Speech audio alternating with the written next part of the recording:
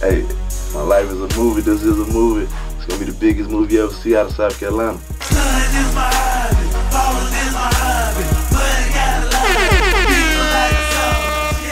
Today, we take a look deep inside the heart of the Palmetto State as 6 rappers, producers, and videographers discuss the creative process of making a rap song from its inception to distribution.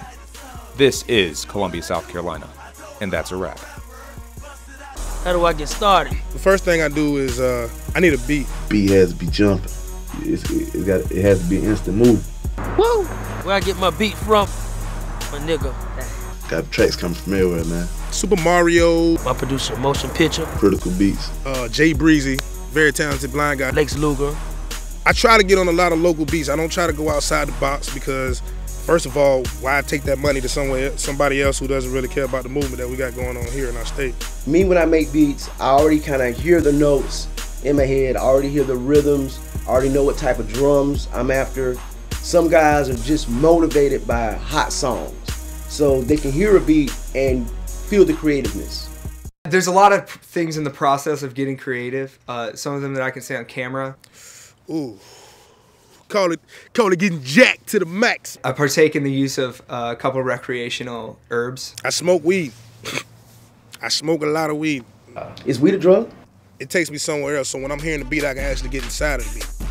I mean, you can have the greatest beat in the world, but if the lyrics aren't catchy, it's not a club banger.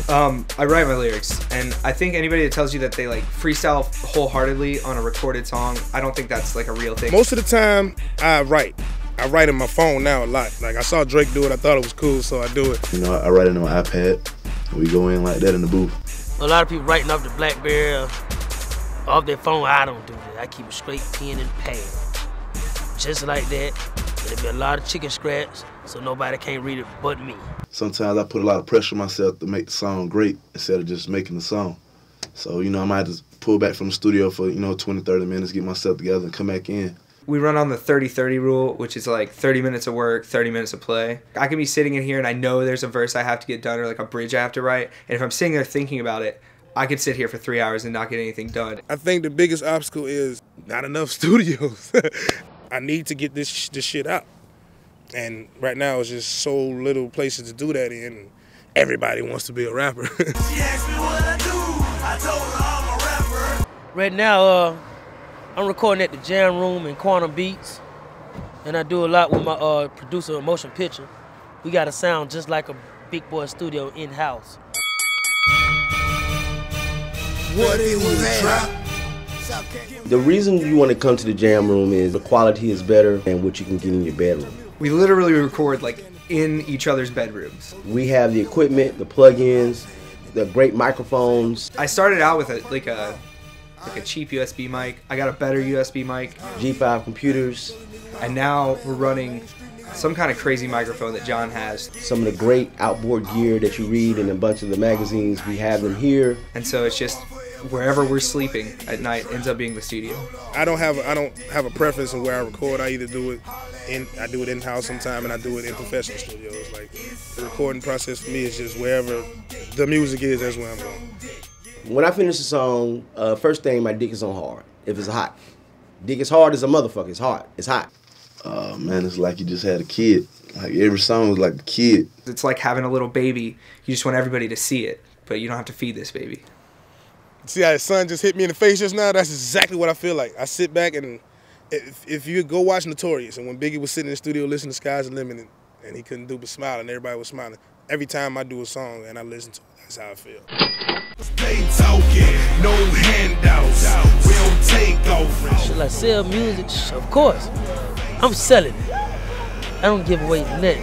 Selling music is completely dead, and anyone who tells you that is selling music. I say in the beginning, you're gonna have to give it away. In the beginning, you're gonna have to give your music away. Selling music is for people who are celebrities in their own rights. You know, you always want to try to recruit funds in this business, man. I say, I don't do it for fun, I do it for funds. When you do your first song, if you're an up-and-coming artist, and this is you got your first mix CD together, it's shameless promotion. You make CDs, you give them away, you sell some if you can, you get to the hot DJs, get to the radio station personalities, they can put you out there.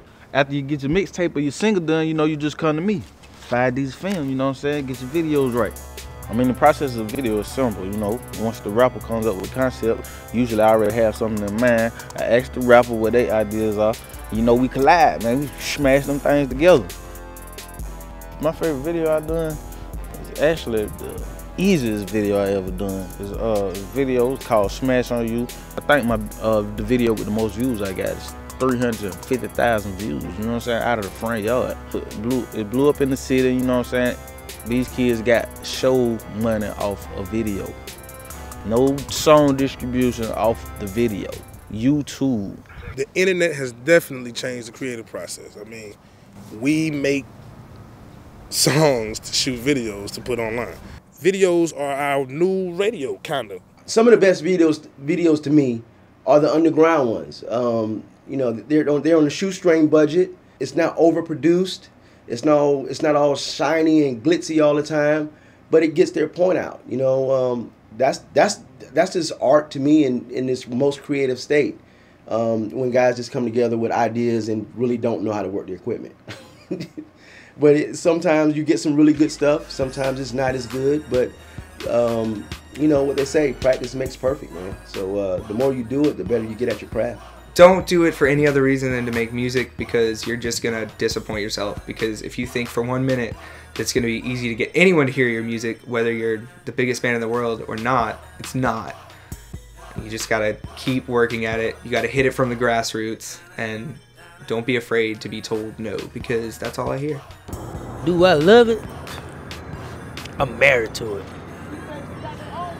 Married. My life just like a movie. I live just like a movie. My life just like a movie. I live just like a movie. My life just like a movie. I live just like a movie. My life just like a movie. I live just like a movie. Every single day. Eat that. I'm T-Rock, aka Young Scrooge McDuck, aka Street Nuclear Warhead, the 4-8 ambassador. And that's a wrap.